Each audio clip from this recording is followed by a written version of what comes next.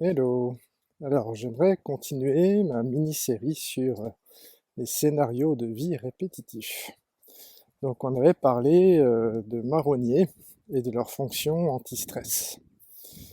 Donc, l'idée, c'était que, voilà, quand on souffre de carence affective, c'est qu'en général, on a eu un environnement relativement instable, relativement vide, et que du coup, on a vécu qu'on pouvait pas trop compter sur quelqu'un pour venir être présent, nous soutenir quand on allait rencontrer une difficulté ou simplement un de nos besoins qui était en carence.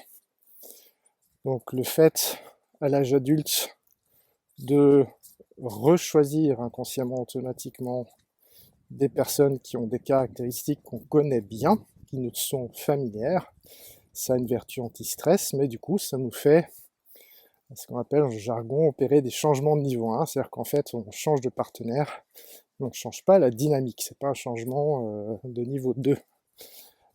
Donc on maintient la répétition des scénarios pas cool. Maintenant j'aimerais aborder une autre chose qui fait que on a du mal à opérer un changement de niveau 2, on a du mal à briser le cycle de la répétition. Et cette deuxième chose, c'est quoi? Quand nos donneurs de soins n'ont pas été suffisamment présents au niveau affectif, qui pouvaient éventuellement être présents physiquement, mais pas investis au niveau affectif de la bonne manière, et ce qui se passe, c'est que on a eu du mal à se construire un sentiment d'identité. Il n'y avait pas assez de personnes qui étaient là pour nous renvoyer de manière adéquate qui on est. Et encore plus s'il y a eu vraiment des ruptures, des décès précoces, des maladies, des abandons, des divorces, etc. Ça vient venir entacher notre sentiment d'identité. C'est plus dur de se construire ça, puisque on est plutôt face à un manque de répondants, plutôt un vide. Et du coup, ce qui se passe, c'est que comme on n'a pas eu de bons modèles qu'on appelle d'adultes sains, on s'est forgé, nous, plutôt une version internalisée du peu qu'on avait comme système adulte en face, et puis aussi beaucoup de nos interprétations. Donc ça a donné lieu plutôt à ce qu'on appelle un parent exigeant ou un mode autocritique.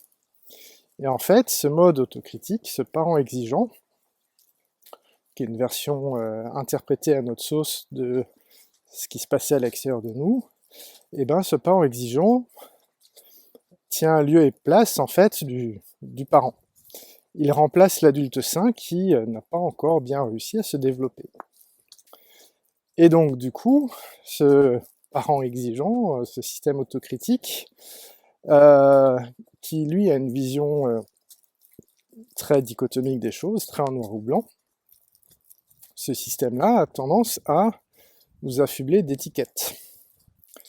Donc j'avais pris un exemple personnel pour moi, à partir de quelques expériences vécues, qui m'ont marqué, l'étiquette d'égoïste. Et si on n'a pas eu suffisamment de stabilité, si on n'a pas eu d'autres étiquettes plutôt sympas, ces étiquettes-là font office de point de repère dans la construction de notre identité. Alors ça veut dire quoi? C'est peut-être un peu abstrait pour l'instant. Ça veut dire que lorsqu'en thérapie,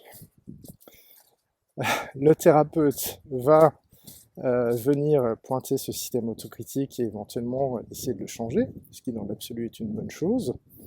Si je n'ai pas réussi à construire suffisamment mon identité sur d'autres bases que des étiquettes autocritiques, je vais avoir très peur. Je vais avoir très peur qu'on désintègre en fait mon identité. Je vais avoir très peur de ressentir une fois de plus le vide, qui est un des sentiments très récurrents lorsqu'on souffre de dépendance affective. Donc une part de moi va s'accrocher, des fois inconsciemment, des fois de manière plus consciente, va s'accrocher à ces étiquettes par lesquelles j'ai fini par me définir à force d'être très familier avec elles. Et donc là, on a un gros obstacle au changement, mais une fois qu'on l'identifie avec la personne, cet obstacle, on va pouvoir petit à petit essayer de le surmonter en proposant d'autres éléments au travers desquels la personne peut apprendre à se reconnaître. On va pouvoir creuser d'autres caractéristiques qui peuvent être aussi éventuellement des qualités. Alors moi j'aime bien sortir de la notion de qualité ou défaut, qui est une vision dichotomique.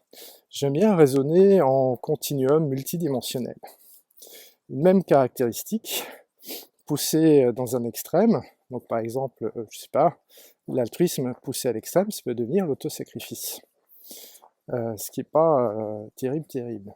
Et puis l'autosacrifice, si on descend un peu en intensité, on peut tomber sur de l'altruisme, ce qui est plutôt sympa.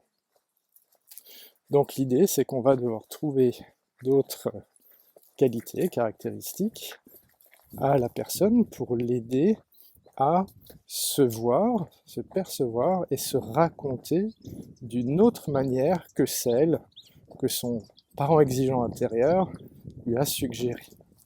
Et donc là aussi c'est tout un cheminement, c'est pour ça que j'aime bien la métaphore de la quête. C'est un nouvel apprentissage d'arriver à décrire sa vie, trouver un récit de sa vie qui soit cohérent, mais qui ne repose pas entièrement sur les étiquettes plutôt péjoratives que notre système critique nous a données. Voilà, j'espère que c'était clair.